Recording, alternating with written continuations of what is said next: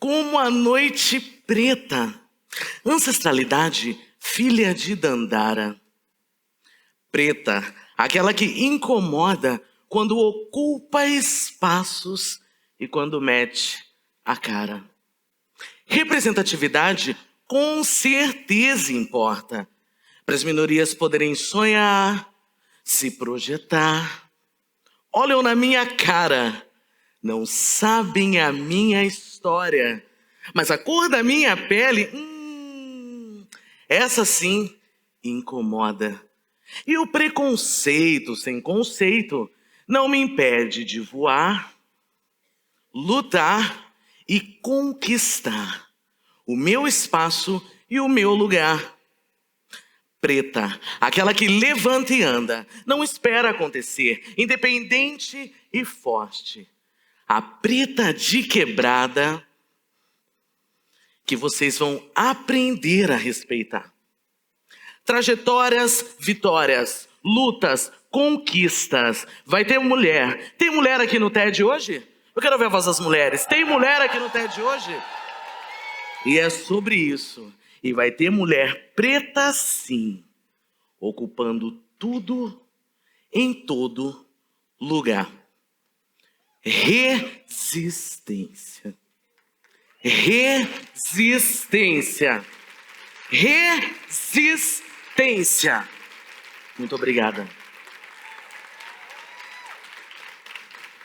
Desde muito nova, eu já me encantava com o som dos instrumentos musicais. Eu venho de uma família que adora encontros regados a muita música. A casa cheia, a criançada brincando. Tem um primo meu que na época, ele tocava cavaquinho. E aí a gente formava aquela roda maravilhosa no fundo do quintal. Todo mundo junto, todo mundo em família, que não era pequena. Quem aqui tem família grande sabe muito bem, né? Como é aqueles encontros de domingo, depois do almoço. E eu passei a ter mais contatos com instrumentos musicais na Casa de Cultura Tainã, que é uma importante referência em cultura preta e tecnologias livres. Quem aqui conhece a Casa de Cultura Tainã? Quem já ouviu falar da Casa de Cultura Tainã? Precisamos potencializar lugares com iniciativas que potencializam sonhos. Entre os meus 13 e 14 anos, eu ganhei meu primeiro violão. Autodidata, eu comprava aquelas revistinhas, quem toca violão sabe, que tem letras, acordes. E nessa mesma época eu estava no ensino fundamental, na escola pública Padre Francisco Silva, rodeada por ótimos educadores que viam em mim ali um talento a ser lapidado. Eu não acreditava muito nisso, mas ao longo dos anos eu fui aprendendo. E foi onde eu passei a ter muito acesso à informação. Eu ficava horas dentro da biblioteca, lendo de tudo. Gibi, folclore, ficção científica, terror, suspense. Me apaixonei por poesias. Lia também sobre histórias do Brasil, política. E nessa mesma época eu conheci um grupo chamado Batucada 1020. Batucada 1020 é aqui de Campinas, formado por um percussionista maravilhoso chamado Ding Dong, junto com Toshiro, que fabricava os instrumentos de percussão na época. E participar da Batucada 1020 foi muito fundamental na minha construção musical. Porque na Batucada 1020 a gente podia exercer a liberdade de ser nós mesmos. Mergulhando nesse universo sobre ritmos, desenvolvendo habilidades no violão, na percussão, no canto. Na mudança do ensino fundamental para o ensino médio, eu resolvi estudar numa escola no centro da cidade aqui de Campinas, chamada Culto à Ciência. O primeiro ano foi maravilhoso, incrível, estava empolgada, era uma nova realidade. Mas o segundo ano não foi tão legal assim. Eu me deparei com a crueldade do racismo pela primeira vez. Eu comecei a ser perseguida dentro da escola por inspetores que me retiravam de dentro da sala de aula e me levavam para a sala da diretora, alegando que eu estava matando aula. E a diretora, ela sempre gostava de questionar o porquê eu escolhi estar naquela escola. Aqui é a escola Padre Silva, onde eu estudei, e aqui, Culto à Ciência, de onde estou falando, que eu tive uma das cenas mais tristes da minha vida. E num tom muito hostil, uma cena lamentável, racista, lesbofóbica, aconteceu. A diretora da época simplesmente me convidou a ir embora, sair da escola e não voltar mais. Inclusive, ela solicitou até uma viatura policial para me retirar ali daquele ambiente.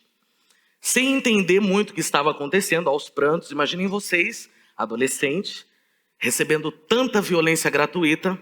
Eu levei um tempo para entender o que estava acontecendo realmente ali. E aí eu resolvi pesquisar. Fiz um levantamento do histórico de expulsões daquele ano por aquela diretora. E foi onde eu acabei descobrindo que 60% dos alunos expulsos daquela escola, no mesmo ano que eu, eram negros e LGBTs. Nessa mesma época, eu conheci a Lúcia Castro, uma mulher preta, lésbica, militante, que foi uma das fundadoras do grupo Aos Brados, a vivência digna da sexualidade. E ali, a gente, num diálogo sobre tudo o que estava acontecendo naquele momento, aquela cena horrível que eu tinha passado, Aos Brados lutava por acesso a LGBTs, periféricos e pretos à universidade. E nesse turbilhão de coisas que estava acontecendo, pouquíssimo tempo depois, eu conheço o grupo Batucada 1020. Batucada 1020, como eu falei para vocês, formada por Ding Dong, foi essa experiência incrível que me possibilitou começar os primeiros passos na música, como cantora. E tudo que eu queria fazer, eu tinha liberdade de fazer e expressar. Batendo tambor, tocando violão. Como um mergulho para dentro de mim, eu resolvi começar a buscar na arte e na literatura pessoas que me representavam. Pessoas que me representavam, que eu achava que a gente poderia desconstruir toda essa imagem que eu acreditava ser verdadeira ao meu respeito. Foi onde eu tive contato e acesso a grandes nomes, a grandes mulheres como Djamila Ribeiro, Laudelina de Campos Melo, Dandara, Angela Davis, Bell Hooks, entre tantas outras que foram fundamentais para essa reconstrução. Hoje, ser conhecida e reconhecida como uma grande artista na cidade de Campinas, dentro desse contexto, e por toda a história que essa cidade carrega em relação ao nosso povo preto, me abre diversas reflexões. Uma delas é estar hoje aqui. Corpos como o meu, mulheres como eu, estarem ocupando esse tipo de espaço. Desculpem a emoção. A gente acaba mexendo em lugares... Muito obrigado. E esse foi o começo da minha militância, mergulhando nesse universo de possibilidades, de mulheres reais, mulheres que se pareciam comigo. E todo aquele sofrimento, desde a minha infância, eu simplesmente consegui entender que faz parte de um sistema político patriarcal que nunca foi pensado para mulheres como eu, com a minha cor, com o meu porte físico, com a minha sexualidade. E tentar me encaixar dentro de um sistema que não foi projetado para corpos como o meu, só me causava mais dor e frustração. É necessário a representatividade. E eu fui ter acesso a esse tipo de conteúdo na fase adulta da minha vida. Agora, vocês já pararam para pensar quanto sofrimento a gente evitaria e quantas vidas a gente salvaria se esse acesso, se essa informação chegasse mais cedo para a gente, na base da nossa educação, no ensino fundamental, por exemplo.